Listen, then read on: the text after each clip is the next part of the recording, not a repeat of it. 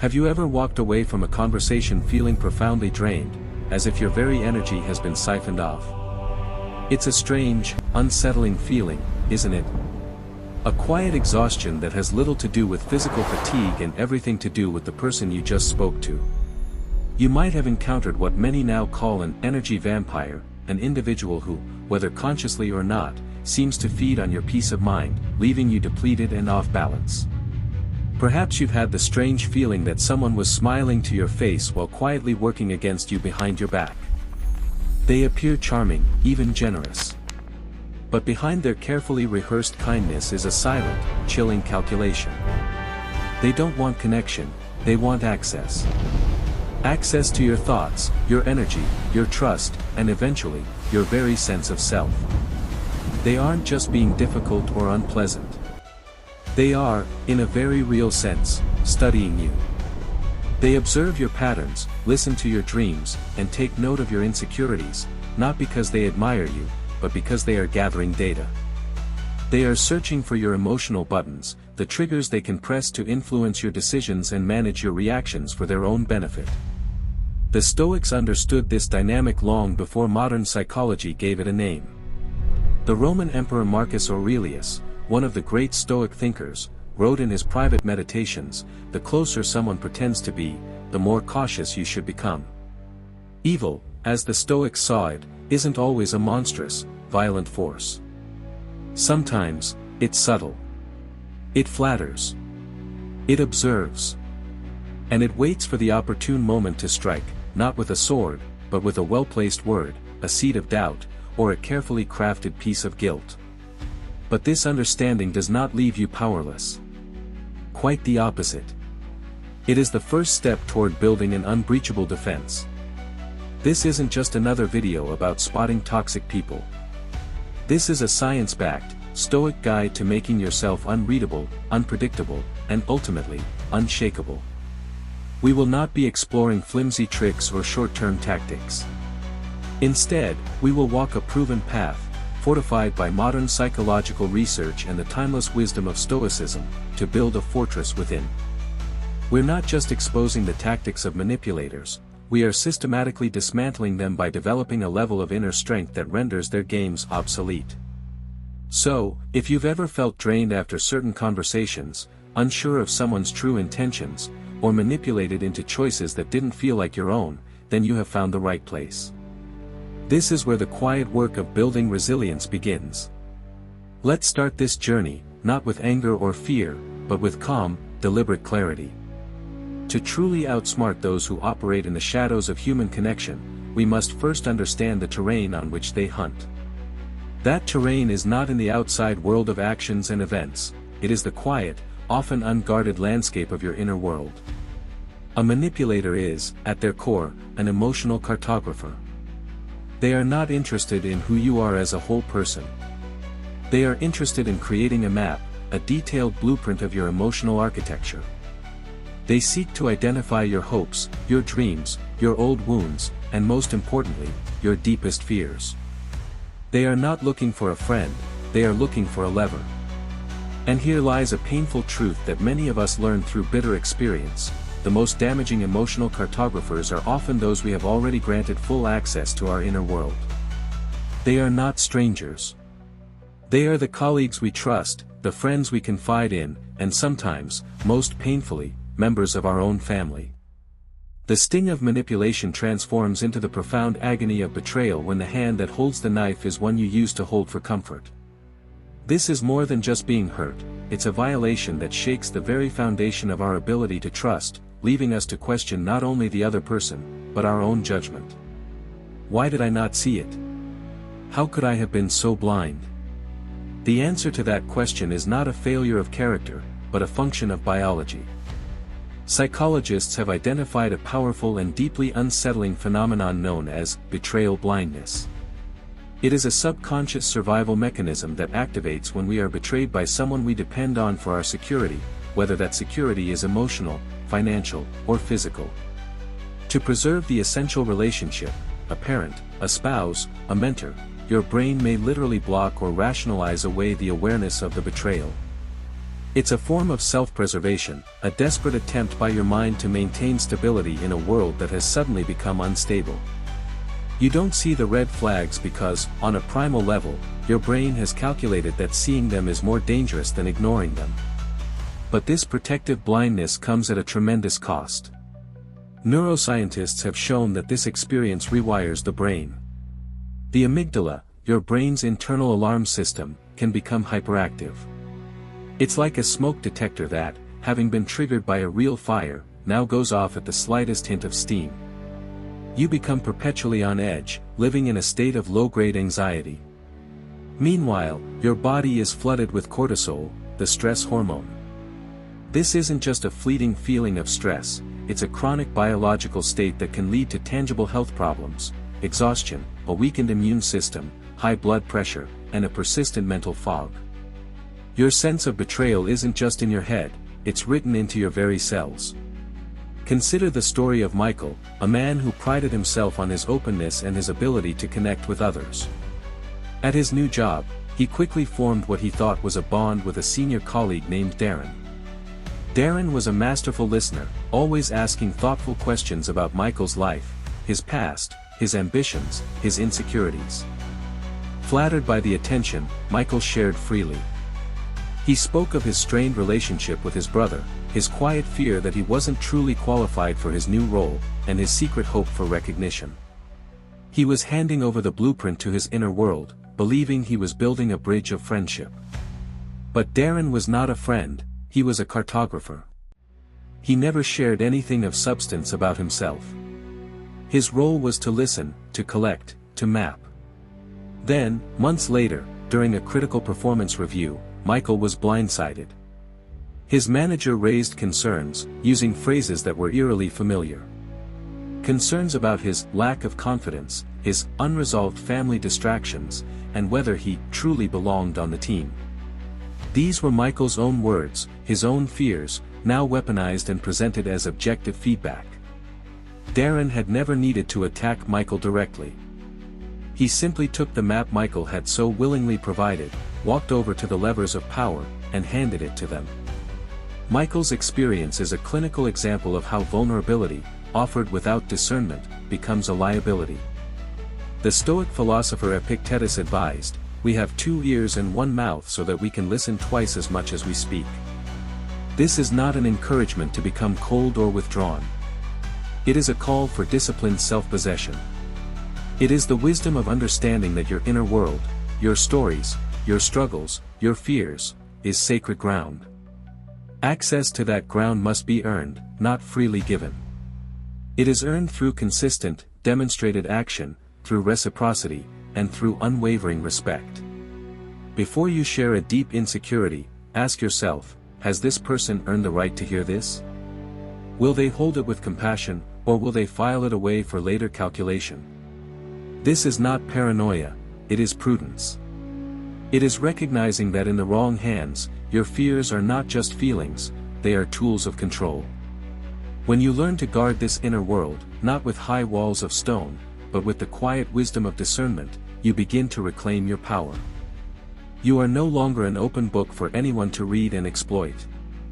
You become the sovereign of your own territory, and you decide who is worthy of being let in. This self-possession is the first, and perhaps most crucial, step in building a mind that cannot be manipulated. Once you have learned to protect the sacred ground of your inner world, the next critical step is to recognize the weapons a manipulator uses to assault it. Their primary weapon is not anger, not threats, but a far more insidious tool, the distortion of your reality.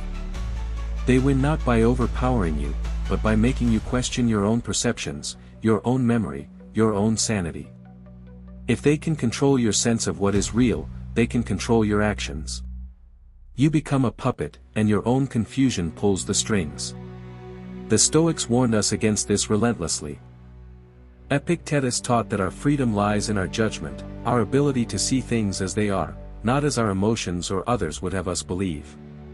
He said, if someone tells you that a certain person speaks ill of you, do not make excuses about what is said of you, but answer, he was ignorant of my other faults, else he would not have mentioned only these. This is not arrogance. It is a profound demonstration of an unshakable mind, one that refuses to have its reality defined by the words or intentions of others. It is the practice of standing so firmly in your own truth that the winds of deception can only blow past you.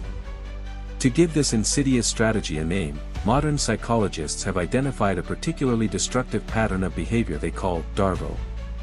It's an acronym that stands for deny, attack, and reverse victim and offender. It is a three-stage maneuver designed to systematically dismantle your confidence and leave you mired in self-doubt. Understanding this formula is like being handed a playbook for their game. It allows you to see the moves coming, to name them, and in doing so, to neutralize their power. First comes the denial. You confront them with a clear fact, an action they took, a promise they broke. Their response is a flat, unwavering rejection of reality. That never happened. I never said that. You're imagining things. The denial is so absolute, so confident, that it forces you to take a step back. Could I have misremembered? Am I being too sensitive? This is their opening move, designed to create the first crack in the foundation of your certainty. Next, they attack. The focus immediately shifts from their behavior to your character, your sanity, or your right to even ask the question. You're always so dramatic. Why are you trying to cause problems? You're the one with trust issues. This attack is not meant to win an argument, it's meant to punish you for questioning them. It serves as a powerful deterrent, teaching you that bringing up their behavior will result in pain and humiliation for you. The message is clear, challenging them is not safe. Finally, and most cruelly, they reverse victim and offender. In this final, dizzying twist, they skillfully recast themselves as the injured party and you as the aggressor. I can't believe you would accuse me of something like that after all I've done for you. I'm the one who's being hurt here. You're the one who is being manipulative. Suddenly, you find yourself on the defensive, apologizing for the very pain they caused you. You walked into the conversation seeking clarity and accountability, and you walk out feeling guilty, confused, and responsible for their feelings. The reversal is complete. You are now the villain in the story of your own mistreatment. Let's revisit the story of Joel, the man who worked at a collaborative firm. His new colleague, Marcus, was a master of this dark art. Marcus would plant seeds of doubt, whispering things like, "I heard management isn't really seeing your potential." When Joel, trusting Marcus, shared his own frustrations, Marcus used that information to create friction within the team. When Joel finally confronted his colleagues, based on the rumors Marcus had fed him, he was met with confusion. When he then turned to Marcus, the Darvo sequence began. Deny, "I would never say something like that to create trouble." Attack, "Joel, you seem really stressed lately. Maybe you're reading into things too much." Reverse victim and offender, "Honestly, I'm a bit hurt. I've been trying to support you, and now you're accusing me of sabotaging you. That's not fair." Joel was left spinning, questioning his own perceptions. The manipulator never had to admit to anything. He simply deployed the Darvo framework and watched as Joel's reality crumbled. This is why developing a habit of slow, deliberate belief is so vital. It is not about becoming a cynic, it is about becoming a scientist of your own life. You observe, you gather evidence, and you do not form a conclusion until the facts are undeniable. A manipulator's game relies on the speed of your emotional reaction. They need you to believe, to get angry, to feel guilty now. The Stoic mind resists this urgency. It creates a space for reason to breathe. When you suspect you are being subjected to Darvo, do not engage in the argument they are trying to start. Do not defend yourself against their attacks. Do not accept the guilt they are trying to place upon you. Instead, calmly hold your ground. You can say, "My perception of what happened is different," and leave it at that. You can say, "I'm not going to argue about my character. I want to talk about the action that was taken." By refusing to be pulled into the drama of the attack or the reversal, you render the tactic useless. You are holding up a mirror to their strategy, and it is a reflection they cannot bear to see. This is not about winning a fight. It is about refusing to enter a rigged game. And in that refusal lies your freedom. If understanding a manipulator's playbook is our defense, then mastering our own reactions is our superpower. There is a profound insight shared by those who have successfully navigated these toxic dynamics, and it is this: a manipulator's primary goal is not always to get you to do something, but to get you to feel something. They are hunters of emotion. An emotional mind, you see, is a predictable and controllable mind. Whether it's a surge of anger, a pang of guilt, a wave of fear, or even a rush of joy, a strong emotion clouds judgment and creates an opening. Their true victory lies in provoking your reaction, because in that moment of pure, unthinking feeling, you are no longer in control. They are. They achieve this by creating a false sense of emotional urgency. They need you to react now. They manufacture crises, deliver backhanded compliments, or present, once-in-a-lifetime, opportunities that demand an immediate response. This urgency is an illusion, a carefully constructed stage play designed to short-circuit your rational mind. It's a form of psychological blitzkrieg, an attack so swift that your defenses don't have time to mobilize. They create a mental flash flood, and in the chaos, they guide your choices. But there is a way to build a dam against this flood, a simple, powerful tool that is available to you in every moment. It is the sacred space between trigger and response. It is the power of the pause. This is not just philosophical poetry, it is hardwired neuroscience. To understand this, we need to look at two key parts of your brain. First, there is the amygdala. Think of it as the brain's ancient, primal guard dog. It is constantly scanning for threats and rewards, and it reacts instantly. When a manipulator says something to trigger you, they are speaking directly to this guard dog. The amygdala hijacks your system, flooding you with hormones that prepare you for fight or flight. Your heart races, your breathing quickens, and your capacity for complex thought plummets.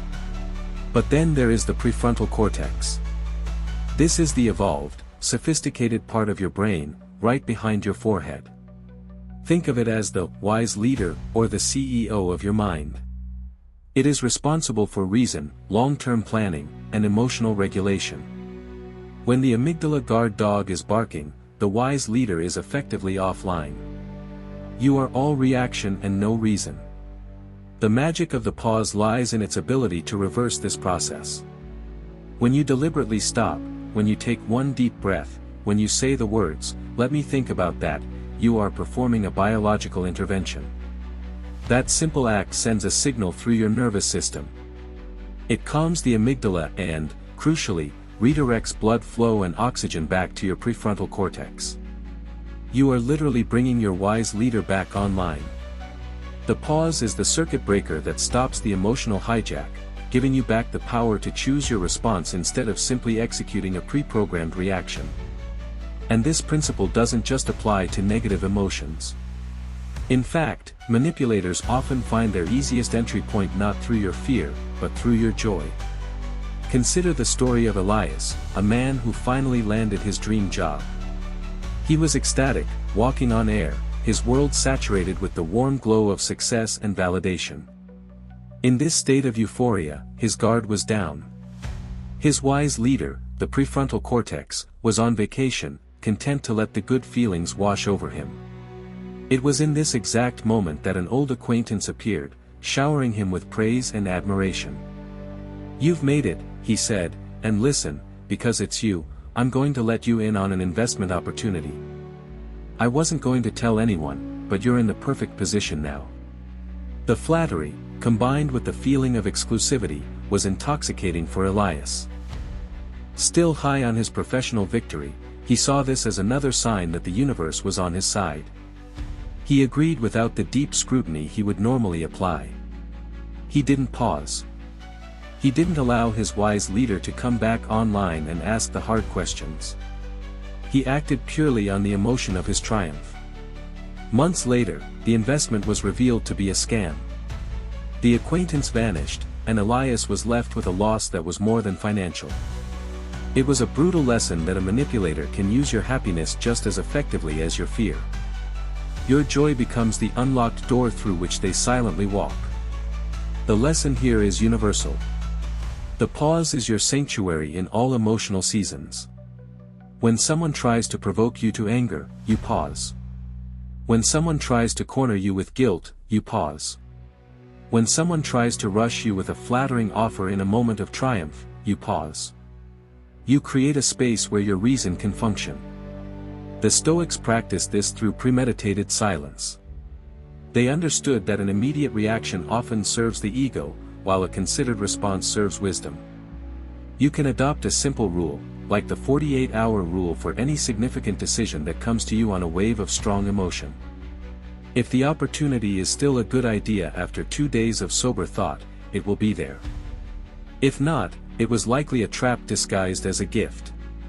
This is not about becoming emotionless. It is about refusing to be a slave to your emotions.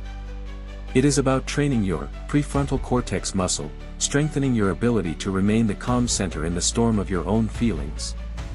The manipulator creates the storm, you decide whether to be swept away by it. And when you can stand calmly in that space you've created, you are ready to build the final, most crucial part of your defense, your boundaries. Now that we have learned to possess our inner world, disarm the manipulator's weapons, and master our own reactions, we arrive at the final, active principle of our defense, building the fortress. And the gates of that fortress are your boundaries. For too long, we have been taught to think of boundaries as negative things, as walls we put up to push people away. But this is a fundamental misunderstanding. A boundary is not a wall, it is a gate. And you are the gatekeeper. It is a declaration not of rejection, but of sovereignty.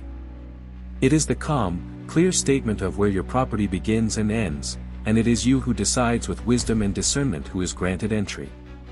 This idea can be particularly challenging for good-hearted people, for those who have been conditioned to be agreeable, to be helpful, for those who might identify as recovering people-pleasers. For many, the act of saying no is tangled up with a deep, almost reflexive feeling of guilt. We feel that setting a limit is selfish, that prioritizing our own well-being is unkind. A manipulator counts on this. They build their entire strategy around your decency, your desire to be a good person, and your fear of being seen as difficult. They will use your own goodness against you, framing your boundaries as acts of aggression and your self-care as an act of selfishness. They want you to believe that a healthy fence is an insult. But once again, science comes to our defense, revealing that setting boundaries is not just an act of emotional self-preservation, but a biological necessity. Every time you say yes, when your mind, body, and spirit are screaming no, you are betraying yourself on a cellular level. Your brain registers this internal conflict as a stress event, releasing a small dose of cortisol. One single instance may seem trivial, but over years of people-pleasing, it creates a state of chronic, low-grade stress that corrodes your health and well-being. It is the slow poison of resentment, brewed from 1,000 tiny acts of self-abandonment. Conversely, the act of setting a firm, fair, and necessary boundary is a powerful neurochemical event. When you honor your own limits, when you say no to something that violates your principles or depletes your energy, you are sending a powerful signal to your brain. This act of self-advocacy activates the brain's reward system. It can release a surge of dopamine, the neurotransmitter associated with accomplishment, that "I did it" feeling. It also boosts serotonin, which is intrinsically linked to self-esteem, confidence, and a sense of your own value. Saying no is not a selfish act, it is a neurochemical act of self-care. It is your brain rewarding you for protecting the organism. It literally makes you stronger, healthier, and more confident from the inside out. Let's witness how these boundaries are systematically eroded through the trap of weaponized gratitude. Consider Natalie, a junior analyst at a large firm. Early in her career, her manager, Paul, took her under his wing. He offered her guidance, helped her prepare for a major client meeting, and publicly praised her work. Natalie was immensely grateful. She saw Paul as a true mentor, a benevolent figure in her professional life. This was the bait. Over time, Paul began to call in the perceived debt. It started small. "Natalie, could you stay late and help me finish this report?" Then it grew. "I need you to speak up on my behalf in the meeting tomorrow, they'll listen to you." Each request was accompanied by a subtle, unspoken reminder, "After all I've done for you, this is the least you could do." Natalie, not wanting to appear ungrateful, found herself in the classic trap. Her desire to repay Paul's kindness was overriding her own growing discomfort. She was slowly ceding territory, her fortress gates left wide open out of a sense of obligation. The critical moment came when Paul asked her to manipulate some numbers in a report to cover a mistake he had made. The request was a clear violation of her principles. This was the moment of truth. The guilt was immense, amplified by Paul's reminder, "I gave you your start here. Don't forget that." But in that moment, Natalie had to choose between her obligation to Paul and her obligation to her own integrity. To say yes would be the ultimate act of self-betrayal. To say no would feel like a profound act of ingratitude. A boundary, in a situation like this, is not a suggestion, it is a non-negotiable line. A quiet, firm, "Paul, I can't do that," is a complete sentence. It does not require a lengthy justification. Any anger, guilt-tripping, or pushback that follows is simply the manipulator revealing their true game. They were never truly generous, they were making an investment, and they are now angry that it is not paying the expected dividend. The Stoics believed that true generosity must be free of such strings. A favor that becomes a chain was never a gift. You serve others from a place of authentic desire and strength, not from coercion and debt. Your life is not alone to be paid off in favors that compromise your soul. When you build your fortress, you do so with the understanding that its gatekeeper is wise. You learn that your value is not measured by how often you say yes to others, but by how well you honor the most important yes of all, the one you give to your own well-being and your own peace. We have traveled a significant distance together today. We have moved from the unsettling feeling of being drained and misunderstood to a place of clarity and strength. We began by understanding the very ground on which a manipulator hunts, the sacred, often unguarded territory of your inner world. We learned that they are emotional cartographers, seeking not to know you, but to map your vulnerabilities, and we armed ourselves with the knowledge of betrayal blindness to understand why these violations cut so deep, especially when they come from those we trust. From there, we moved from defense to offense. We learned to identify and disarm their primary weapons of psychological warfare, giving a name to the dizzying dance of deception known as Darvo. By understanding the formula of deny, attack, and reverse victim and offender, we transformed their invisible tactics into a visible, predictable playbook, stripping them of their power to control our reality. Then, we turned our gaze inward, to the one domain where our power is absolute, our own reactions. We discovered the profound, science-backed strength of the pause, the sacred space between stimulus and response. We learned that by consciously activating our brain's wise leader, the prefrontal cortex, we can break free from the emotional hijack an aggressor tries to create. We saw that this principle applies not only to anger and fear but also to the intoxicating rush of joy, which can leave us just as vulnerable. Finally, we learned to build our fortress. We reframed boundaries not as negative walls, but as the strong, sovereign gates of our inner citadel. We discovered the powerful neurochemistry of saying no, the surge of dopamine and serotonin that rewards us for honoring ourselves, and the reduction of the stress hormone cortisol.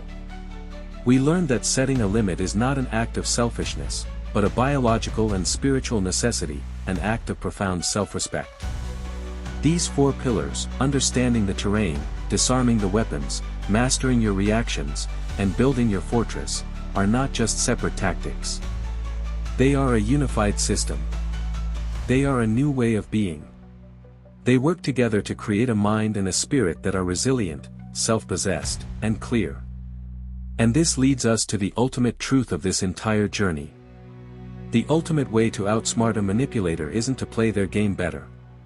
It's to build an inner world where their game simply can't be played. Think about that. When you are so grounded in your own reality that you can identify their distortions without being swayed, their game of deception has no board to play on. When you are so in command of your emotional state that their provocations are met with calm stillness, their game of reactivity has no opponent. When you are so clear on your own value and your non-negotiable boundaries, their game of guilt and obligation has no leverage. You do not win by out-arguing them or by exposing them in a dramatic confrontation. You win by becoming a person for whom their tactics are simply irrelevant. Your peace is no longer a fragile thing they can threaten, it is the very source of your strength, generated from within. This is the person you are becoming. A person who is not cold, but discerning. A person who is not unfeeling, but who is not a slave to their feelings. A person who walks through the world with a quiet confidence that does not need external validation. Your strength is not loud, it is the calm, steady presence of a mountain that remains unmoved by the storm raging at its slopes. Your silence is not weakness, it is a deliberate choice. Your kindness is not a vulnerability, it is a gift bestowed with wisdom. This path is not easy. It requires awareness, courage, and consistent practice.